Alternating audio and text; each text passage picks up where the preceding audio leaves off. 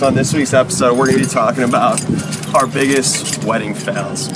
You're probably wondering, why am I in a wetsuit putting on scuba gear right now? Well, to answer that, drones.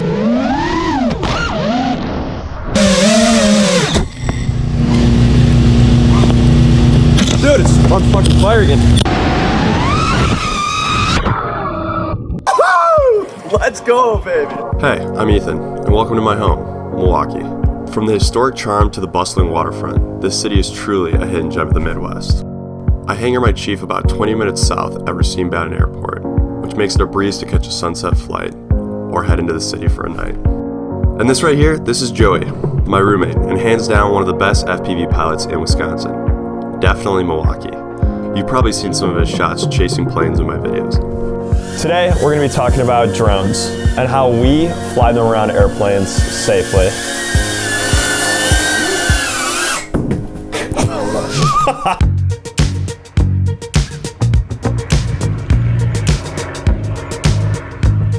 So flying drones around airplanes is one of the riskiest things you can do in aviation. One mistake could cost you your pilot's license, wreck an airplane, or worse. And yet, there has been more people than ever doing it. Now, I can't stop you from going out and flying drones around airplanes, beating up the pattern with your buddy in a Mavic Mini, flying around you. I know that's not a feasible outcome of this video. So I decided I would make a list of things that's helped me over the past 5 years of flying drones around airplanes, along with some of the regulations and best practices you should be following while you're doing this.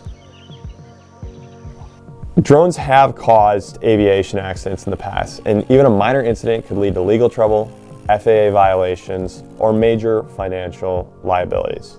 If you're thinking about doing this, you need to understand the risks and the regulations first. The elephant in the room, a lot of the drone work we do does look very cool, does look a little risky, completely briefed, and the people we have flying are very experienced in this field. That being said, if something were to happen, the FAA is going to come after you. We have multiple licenses. We got the drone, Part 107 license, and I have a few other easy add-ons, gives you a few layers of protection of stuff that they'll take away before they take away your ticket. So I figured I'd just show you this stuff while I'm doing it.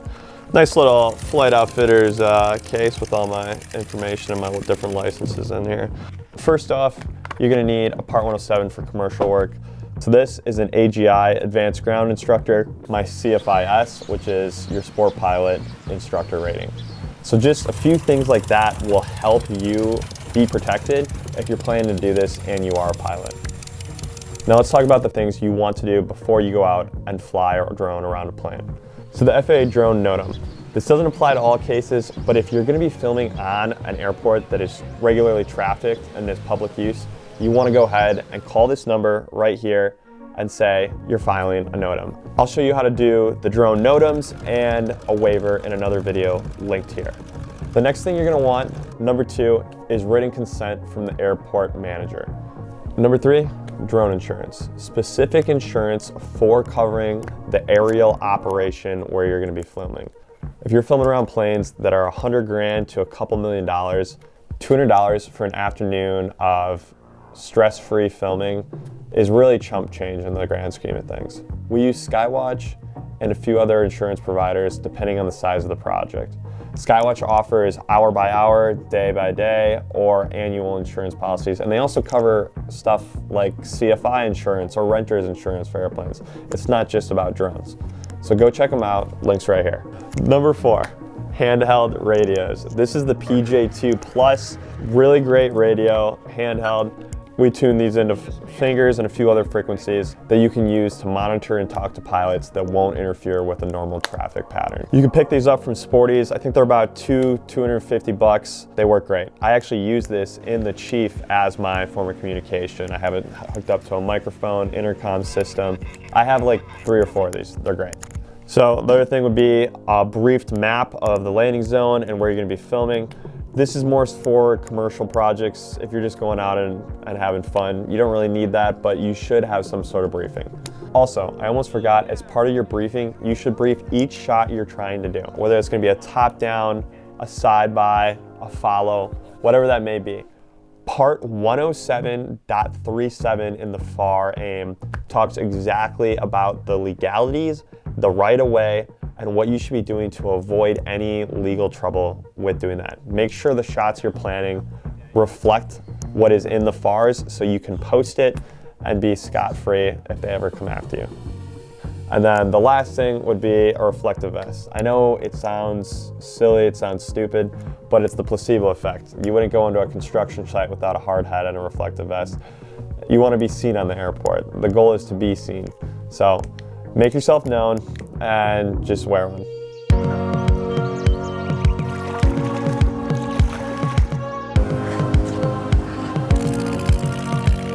Next, let's talk about a little bit more specifics on the FPV and or kind of like training yourself for flying around airplanes. One thing we always used to do before we got into flying around real planes is we'd go to RC fields and we would fly around RC planes. Especially with the FPV stuff, learning how to navigate around airplanes. RC planes are similar on a much smaller and less stressful scale. Don't just unbox one of these and then go out and think that it's going to be ready to go. Just like a plane, you want to know your systems and figure out how it can work to your advantage, especially safety protocols like return to home and other systems, and aircraft avoidance. You want to turn all that stuff off so it doesn't get in the way of a traffic pattern or another oncoming airplane.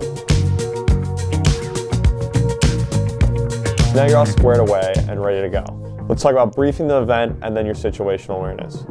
Before any drone flight around an airplane, a proper pilot briefing is essential, making sure everyone's on the same page for the operation that's about to happen. A few things to talk about in your briefing are reviewing airspace restrictions, establishing clear communication, what frequencies you're going to be using, everyone's role in the operation, the visual observer, the drone pilot, and the pilot, planning a safe, predictable flight path and sticking to that, confirming weather conditions and wind patterns. All things you should be thinking about when planning one of these briefs. Now, let's talk about something that a lot of drone pilots don't necessarily understand. The prop wash is the wind generated from the spinning propeller that moves backwards across the aircraft. So, if you're flying with an airplane, if you're flying with an airplane behind it and you cross underneath, down and behind, you're going to catch that prop wash and it's going to rattle the drone, and depending on how strong that plane is, it can knock your drone off and cause a hazard. So you want to determine the type of plane you're going to be filming around, if that's going to be a safety factor, and avoid prop wash, wingtip vortices, and other stuff that could mess up your flight. Next, we're going to talk about drone equipment and the costs. So FPV isn't cheap. This isn't cheap. This is about a $2,000, $3,000 drone. Fun fact though, this also is Joe Costanza, Bananas. This is his old drone. And I bought it for a YouTube video and I never made the video. Well, I should say Stephanie and I bought it. It wasn't just me.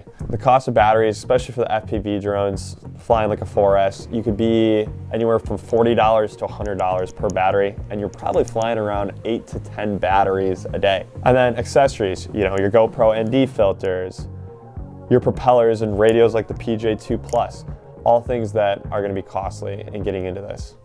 And then lastly, I had discussed when I was making the intro to this YouTube channel that I was going to talk more about the filmmaking and how we do what we do. So that's what this video really is. So the filmmaking side of FPV and drone flying, you want to have settings that reflect those. The more cinematic side to filmmaking, some frame rate stuff, a really good rule of thumb is to shoot 60 frames per second and the shutter speed 1/120. And then you can bounce your f-stop around as much as you want with these drones and use ND filters. That's how you're gonna get a really nice shot. Also, shooting in log and then watching a YouTube video on how to edit that will make your videos similar to what mine look like. So at the beginning of this video, you saw me flying something like this. Not as nice, but Joey actually helped me build that one. This is Joey's drone.